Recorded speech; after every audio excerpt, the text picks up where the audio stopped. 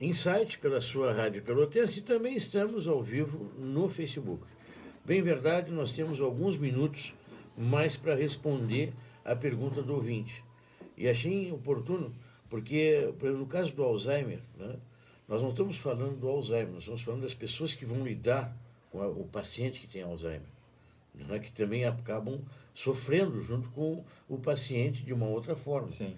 E o bipolar também vai naquele encontro, né, de doenças, às vezes, mentais que tu tais, né, que é uma doença mental, mas essa é bem sociável, né, mas tem outras que são mais graves, né, Newton? Não, e por lidar, né, com a doença é difícil para as pessoas que estão ao redor da família, né? Bom, o transtorno bipolar de personalidade é uma doença grave para a família, é grave para o sujeito também. Quando ele é em pequena intensidade, é manejável, é administrável, mas sempre funciona como um tobogã, altos e baixos. O indivíduo vive numa euforia terrível e de repente se deprime, passa numa depressão também lastimável, e os familiares têm que acompanharem esse carrossel, digamos assim, subindo e descendo.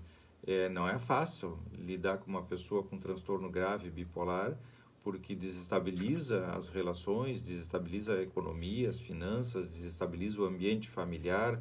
A pessoa passa do 8 para 80 com muita facilidade, ou passa períodos no 8, períodos no 80, gerando sempre uma instabilidade enorme, gera um cansaço fenomenal nas relações afetivas. E essas pessoas exigem serem medicadas, são esses pacientes que precisam de medicação, psiquiátricos, às vezes medicamentos que cedem ele e controlem a impulsividade. Quando o indivíduo está muito eufórico, fica muito impulsivo, não pensa, age sem exercer o pensamento. Entre a fantasia e a atividade, eles não colocam o pensamento e tem muito poder. O indivíduo faz, realiza, diz coisas normalmente desadequadas porque são desajustadas da realidade, as funções psíquicas não funcionam direitinho, é muito difícil. E quando se deprime, que é o 8, também precisa de medicação porque ficam de cama, alguns se suicidam, inclusive. Comportamento bipolar é mais frequente na mulher ou no homem? Eu não saberia te dizer psiquiatricamente, porque isso é uma patologia que normalmente os psiquiatras tratam mais do que nós, porque pelo uso da medicação.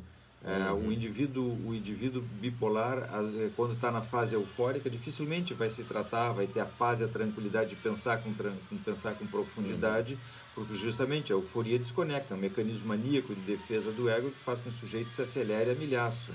Então não tem diálogo, não tem conversa, não tem profundidade, não tem consciência, não tem insight, não tem nada, é muito difícil tratar.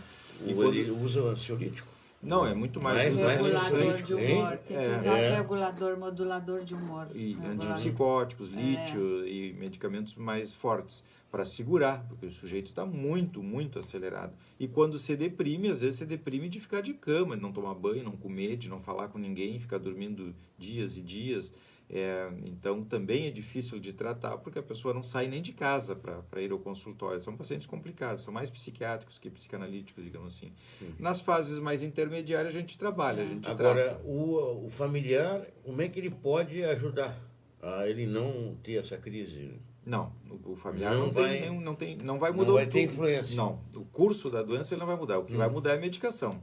O que o familiar pode e deve fazer é estar atento nessa modulação do humor. Quando o indivíduo começa a ficar mais eufórico, falar com mais força, se acelerar mais, caminhar mais, andar mais, querer fazer coisas, sair para... Os familiares já se dão conta que tem que consultar e aumentar a medicação. E aí tem contenção. Uma coisa que o familiar tem que se dar conta é que essa pessoa é doente. Sim. Primeiramente, tem que ter uma consciência que é uma doença. Que é uma doença. Grave. E grave. Então, se está muito acelerado no período de grandiosidade, impulsividade, ele tem que, vamos dizer, fazer a contenção, olhando por aí, tirar o cartão de crédito, fazer uma série de contenções no mundo real. Essa pessoa não pode ter poder. Exatamente. Embora ela queira. Exatamente. Ou se dá conta que está naquele período e fazer as contenções necessárias. Okay. Deixa eu só inserir o último ouvinte. Né? Alô, bom dia. Pois não. Pode falar, senhora. Só um minutinho aqui. Agora nós vamos praticamente, Estou trocando de... faltam 2 minutinhos, eu não tenho muito a te dizer. Pode falar. Eu escutando agora o programa de vocês, Uhum. a pessoa perguntou sobre bipolar. Eu tenho uma filha que a gente diz que é depressão. Ela entra em crise de depressão de vez em quando, chora muito. E ela relembra tudo que coisa que ela fez em benefício de outras pessoas, muitos anos atrás. E cada momento que ela entra em depressão, ela vem à tona tudo que ela fez para os outros. Então ela fica se magoando se as pessoas não reconhecem o que ela fez. Mas cada momento que ela entra em depressão, ela volta tudo atrás de novo. E eu achei muito parecida como é que se diz, o que falaram da bipolar com o que a gente trata ela como depressão. E aí eu queria saber qual é a diferença. Ok. Eu até lhe prometo, nos próximos programas, voltar ao assunto, tá bom? Um abraço, obrigado, que nós estamos no finzinho do programa, tá? Então tá bem. Tá ok. Obrigada. Nilton, queres dar uma palhinha? Sim, para essa senhora, existem alguns casos de pacientes bipolar que transitam ou só na mania ou só na depressão. Então pode ser que o caso da filha dessa senhora seja uma paciente bipolar que tem a maioria dos seus eventos na depressão e que a mania não seja, a euforia não seja tão grande. Ok. Nilton, obrigado. Liz. Obrigada ao ouvinte, obrigada, Leandro. Agradecemos a participação de vocês e a participação do ouvinte. Voltamos no próximo sábado, vem aí o Sérgio Cabral e eu fico por aqui. Bom.